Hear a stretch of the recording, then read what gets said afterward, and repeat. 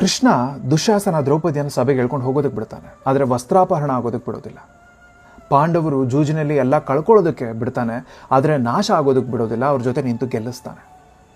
ಗಜೇಂದ್ರ ಮೊಸಳೆಯ ಬಾಯಿಗೆ ಸಿಗಾಕೊಳ್ಳೋದಕ್ಕೆ ಬಿಡ್ತಾನೆ, ಆದರೆ ಆ ಮೊಸಳೆ ಗಜೇಂದ್ರನ ನೀರೊಳಗಡೆ ಎಳ್ಕೊಂಡು ಹೋಗೋದಕ್ಕೆ ಬಿಡೋದಿಲ್ಲ. ಗೋಪಿಯರು ಬೆಂಕಿಯಲ್ಲಿ ಸಿಗಾಕೊಳ್ಳೋದಕ್ಕೆ ಬಿಡ್ತಾನೆ, ಆದರೆ ಆ ಬೆಂಕಿ ಅವ್ರನ್ನ ಸುಡೋದಕ್ಕೆ ಬಿಡೋದಿಲ್ಲ.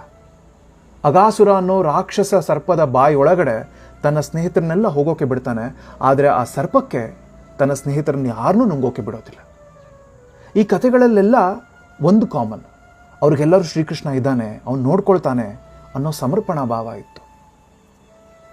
ಭಗವಂತ ನಮ್ಮನ್ನು ಎಷ್ಟು ಗಾಢವಾಗಿ ಸಂಧಿಸ್ತಾನೆ ಅಂತಂದರೆ ಅದು ನಮ್ಮ ಕಷ್ಟದ ಪರಾಕಾಷ್ಠೆಯಲ್ಲ, ಆ ಕಷ್ಟದಲ್ಲಿ ನಮ್ಮ ಸಮರ್ಪಣಾ ಭಾವ ಏನಿದೆಯೋ ಅದರ ಆಳದಲ್ಲಿ, ಅದರ ಆಳ ಎಷ್ಟಿದೆಯೋ ಅಷ್ಟು ಗಾಢವಾಗಿ ಸಂಧಿಸ್ತಾನೆ.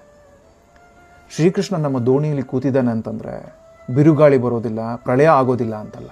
ಅದೆಂಥದ್ದೇ ಪ್ರಳಯ ಆಗಲಿ, ಅದೆಂಥದ್ದೇ ಬಿರುಗಾಳಿ ಬರಲಿ, ನಮ್ಮ ದೋಣಿ ಮುಳುಗೋದಿಲ್ಲ ಅಂತ. ಕೃಷ್ಣ ಇದ್ದಾನೆ ಅನ್ನೋ ನಂಬಿಕೆ ಇರಲಿ, ನಿಮ್ಮ ಜೀವನದಲ್ಲಿ ಏನೇ ನಡೀತಾ ಇರಲಿ, ಅದರಿಂದ ಎಲ್ಲ ಏನೋ ಒಂದು ಒಳ್ಳೇದಾಗತ್ತೆ, ಏನೋ ಒಂದು ಕಲಿಸ್ತಾ ಇದೆ ಅನ್ನೋ ನಂಬಿಕೆ ಇರಲಿ, ಕಡೆಗೆ ಅವನು ಬಂದು ಕಾಪಾಡ್ತಾನೆ, ಅವನಿದ್ದಾನೆ ಅನ್ನೋ ನಂಬಿಕೆ ಇರಲಿ, ಆ ಸಮರ್ಪಣಾ ಭಾವ ನಿಮ್ಮಲ್ಲಿರಲಿ. ಕೃಷ್ಣ ಇದ್ದಾನೆ, ಯೋಚನೆ ಮಾಡಿ. ಹರೇ ಕೃಷ್ಣ.